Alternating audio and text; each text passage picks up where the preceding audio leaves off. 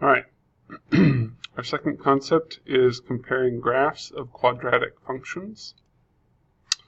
So when we look at two different graphs, we are not going to be looking at every single spot on each of these graphs. We're just going to be looking at some key points. Okay. The points we're going to look at when we're comparing these graphs are, do they open upwards or downwards? Okay. How wide are the graphs comparatively? Where is the vertex and the axis of symmetry?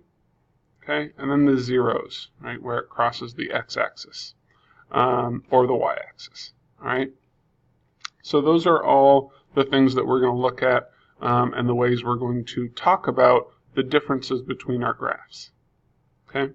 So for this set of graphs, I have my parent function. Okay, remember my basic function, f of x equals x squared, or y equals x squared. All right, it's my green one. And then my red one is f of x equals negative 2x squared minus 2x plus 1. And you can see there's quite a bit of difference between the equations, and there's quite a bit of difference between the graphs.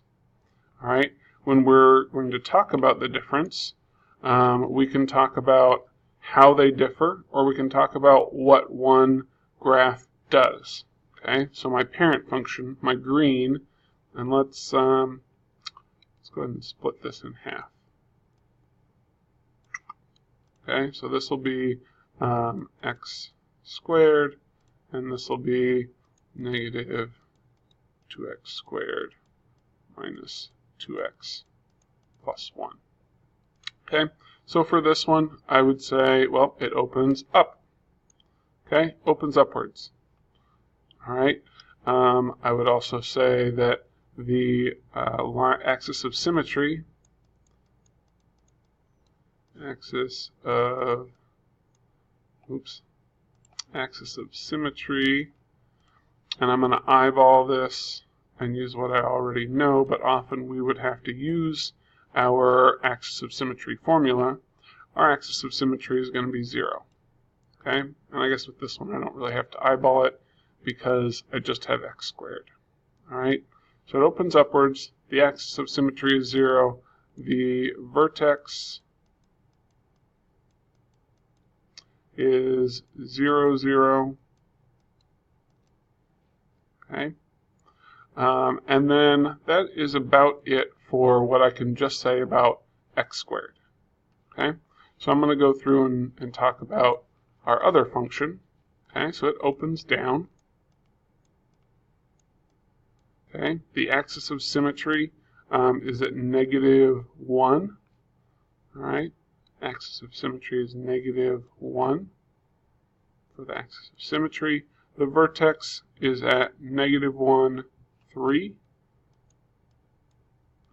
Negative 1, 3.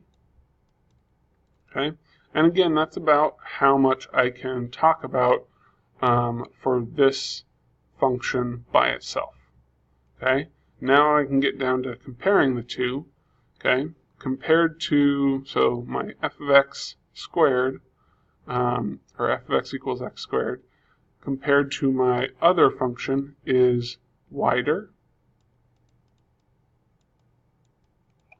So this graph is going to be narrower.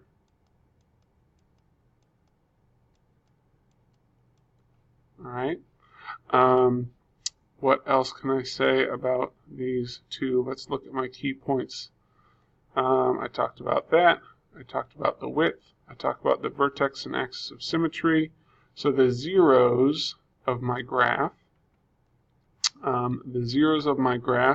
this graph has 1, 0. Right? It hits the x-axis right there. Okay, and I already know what the y-intercept is. Okay, but I can write that down as well. The y-intercept is 0. Okay, for this one it has 2 zeros.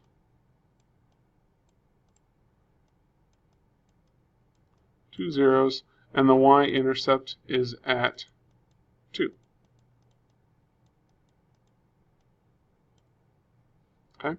And that's pretty much what I can say about these graphs. And you can see these two have a lot of differences. When you are answering a question and describing the differences between graphs, you want to have pretty much all of these categories. You definitely want to talk about whether, or the width, okay? Compare the width. You want to talk about where the vertex is, whether it opens up or down, okay? Those three are the most important, all right? If it has nice even values for the y-intercept or the zeros on your x-axis, you can talk about those, you can locate those. Otherwise, if there's a difference between the number of zeros, that's something that's good to mention. All right. You could also talk about the maximum or minimum, even though we do kind of cover that with the vertex and whether they open up or down. Okay. But that's one other thing you can talk about. And that's really all you're going to be doing when comparing these graphs. Okay. Make sure you hit at least these three. This one, if there's a difference, and then the axis of symmetry and the y-intercept are usually good if you can figure them out easily. All right, that's it.